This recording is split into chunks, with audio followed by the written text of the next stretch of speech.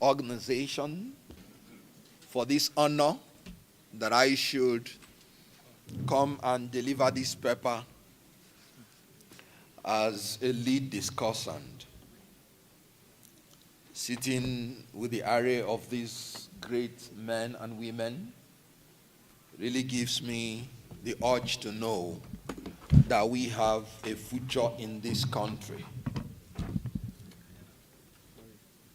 And so, if you would permit me, because they say the time is short, let me stand on existing protocol. So I recognize the people on the high table, and more especially, I recognize you, the ladies and gentlemen.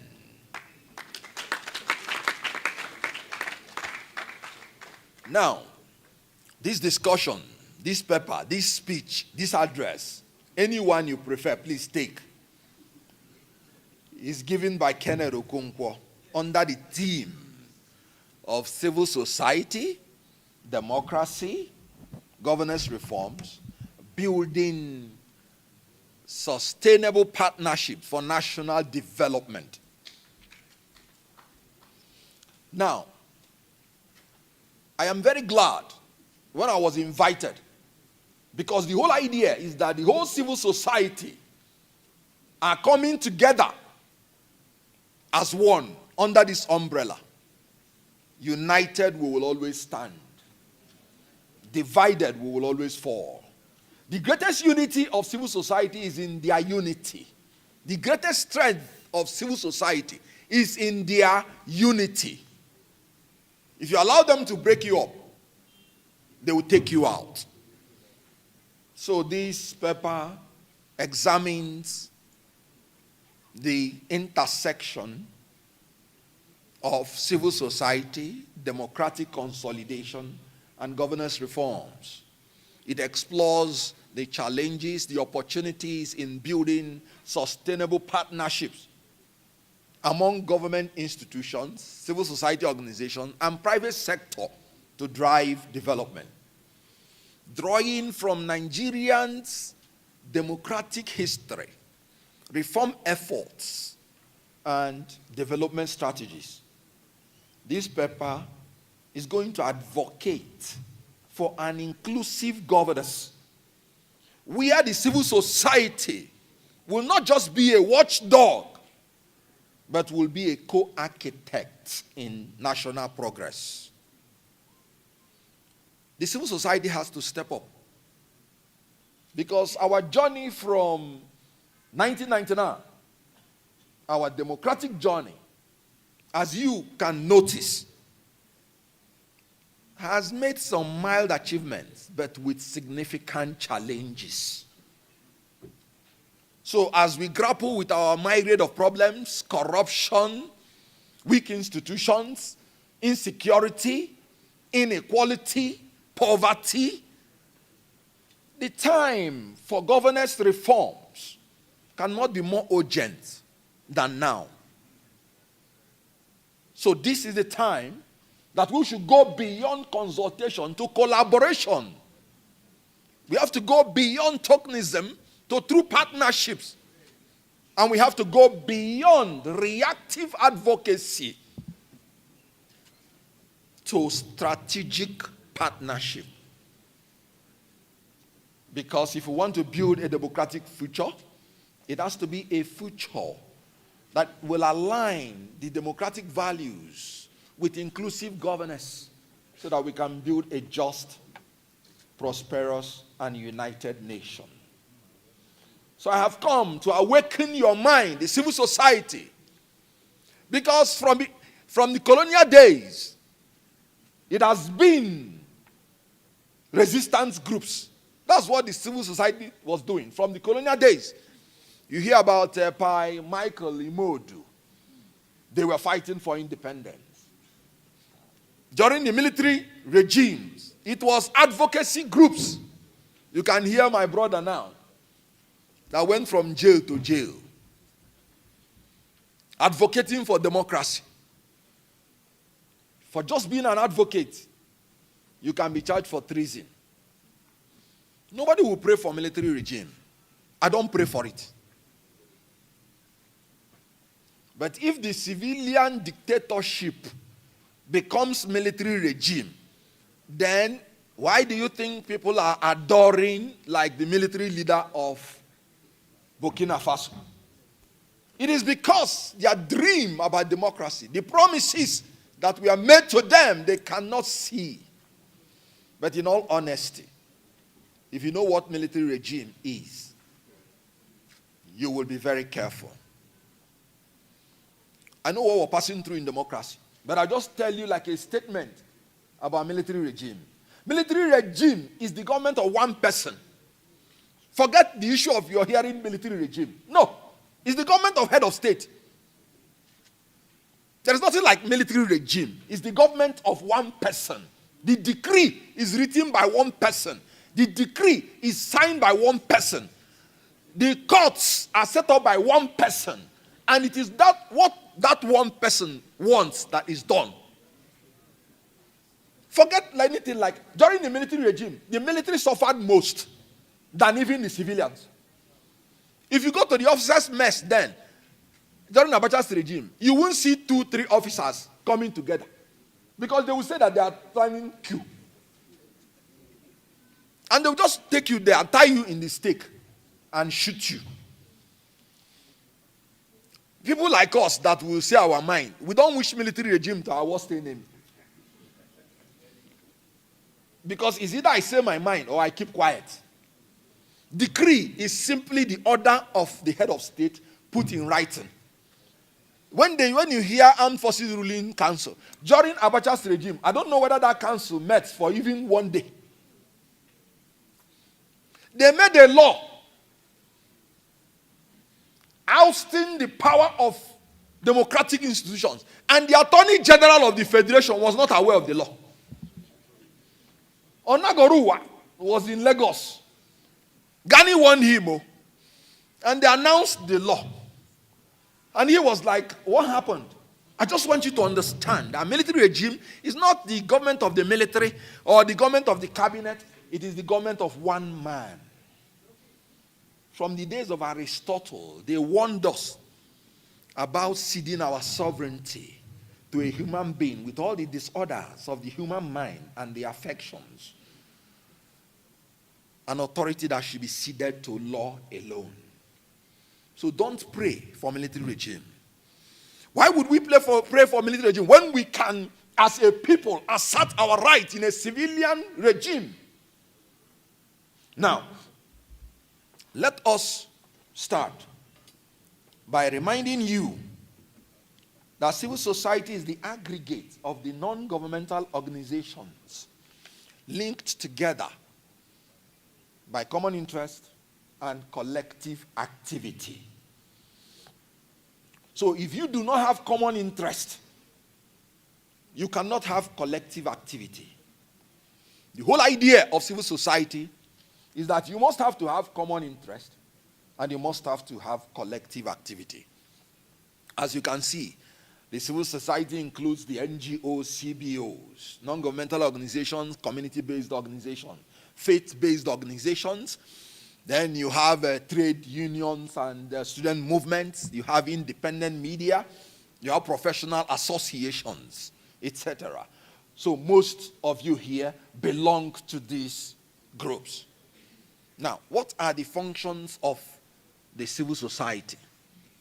In any country that the civil society is alive, the government will be afraid of the people. But in a country where the civil society is not alive, the people will be afraid of the government. I've come here to tell you that you need to rise up and demand your rights. The civil society should not be seen as an adversary to the government, but an indispensable ally. Indispensable ally in nation building. The first function of the civil society, watchdog. Watchdog. Monitoring government activities, exposing corruption, advocating transparency. Civil society fought and got Freedom of Information Act When they were fighting, you thought that if they give them this Freedom of Information Act, you will not hear anything corruption again. They will expose everything. For where? They fought. When the government saw that if they don't give these people Freedom of Information Act, there will be a problem. They gave them Freedom of Information Act. Then what is happening? Laws will not save us in this country. Nigeria has more laws than almost every country in the world. Laws do not transform to rule of law. Rule of law is ensuring the implementation of the law that will ensure that the major function of law, which is orderliness in a society, is achieved. So if there is any law and there is no implementation of the law, there is no interpretation of the law in accordance with the wordings of the law, it will bring confusion and anarchy. Rule of law is meant to bring orderliness. I'm tired of churning up laws every day. The civil society, Zukwani Ike. Law. The one you have, how much have you used it? The people in the National Assembly, with respect to some of them here, Constitution amendments now a ritual. Every session, there will be constitutional amendments. They will go to every zone. They will wear shebi, some zones. They will wear shebi. They will dance. After the amendment, after the suggestions, they will go home and select the one or two that will not pinch them. And all the other ones will be. So let us become the watchdog we are supposed to be. If we are not the watchdog, there's no way they will promote us to become collaborators.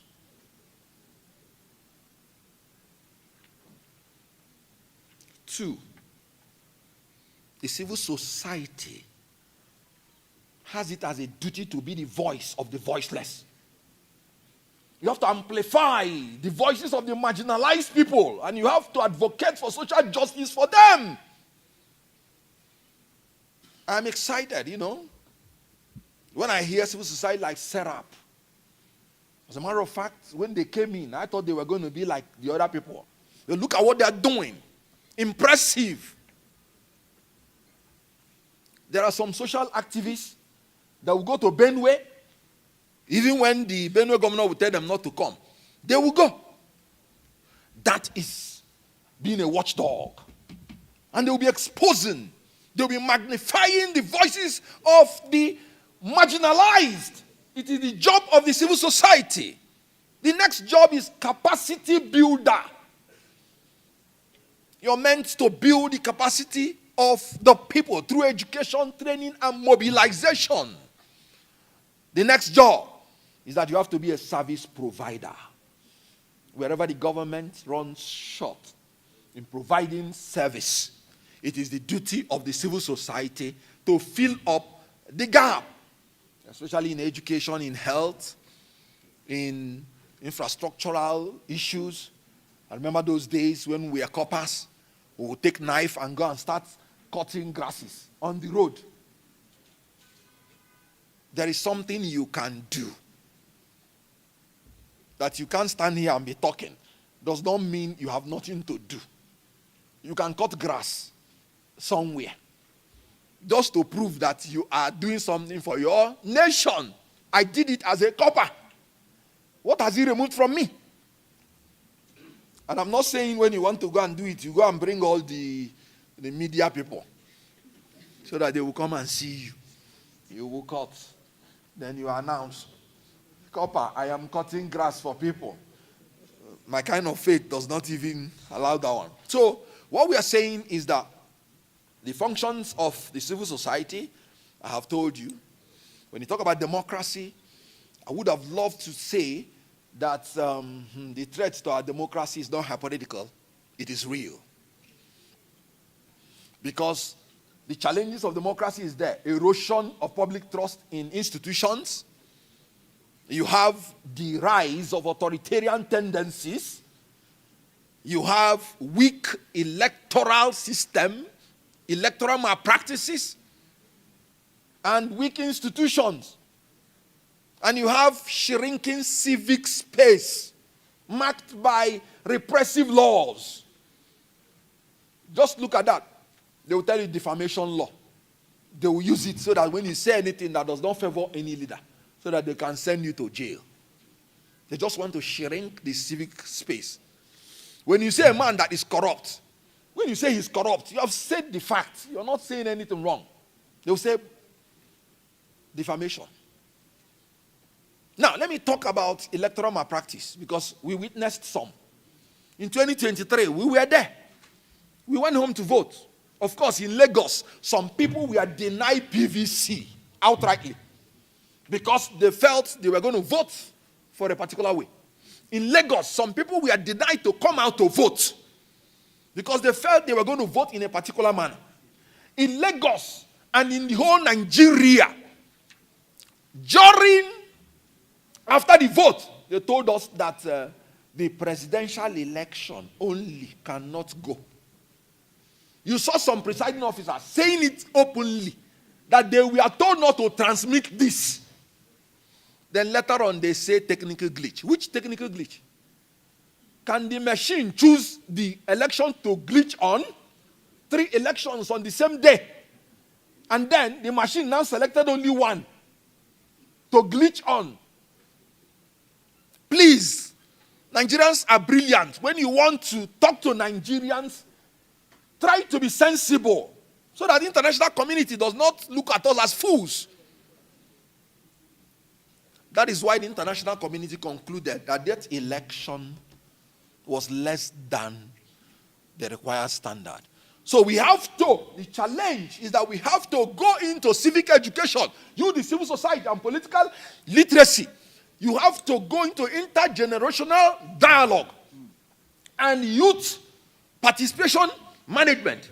You have to do it as civil society. Look at what the not too young to run. Look at what they have achieved. If somebody that is 18 years is old enough to know who should govern him, my own philosophy is that the person that is 18 years is old enough to stand for election. I've heard people who are 20 years who are elected into the assembly in foreign countries. You're telling a man, oh, you are old enough to know who will govern you, but you're not old enough to govern. Leadership is a gift, just like acting and all those things. There are people who are 60 years, 70 years, they cannot lead. There are people who, when you see them from childhood, you will see that leadership trait in them. Why deny them that opportunity? Wait. Don't thank me yet. Yes. Don't thank me yet. Wait. I said, thank you so much. Thank you so much. So what we are saying is that, and I have to go into conclusion because, time factor. So they don't withdraw their thank you. Just know that I wanted to tell you about national development and about the sustainable partnership. But I want you to know that as a matter of concluding, I want you to understand that we need to foster a democratic culture in this country, rooted in transparency, inclusiveness, and innovation. We need to foster democratic reforms. We need to advocate more for the people so that they will understand that the civil society is not an enemy to the government, but an ally. And we need to build a democratic future where democracy is deepened, where governance is reimagined, and where people are served. The institutions in Nigeria today are built to serve the powerful, not the people. We have to reimagine that. The whole idea of democracy is government of the people, by the people, for the people. Once it is not for the security and welfare of the people, then it is not democracy. So I want you to know that this civil society, do not diminish your individual self. When God wants to change a system, he uses only one person, not two. One person that dares to be alone. You may be the person now listening to me. Please bring out your quality, your capacity, and capabilities. Let's unite our strength. And let's insist that 2027 election will be free, fair, credible. We can do it. Let us do it. Thank you for listening to me. God bless you.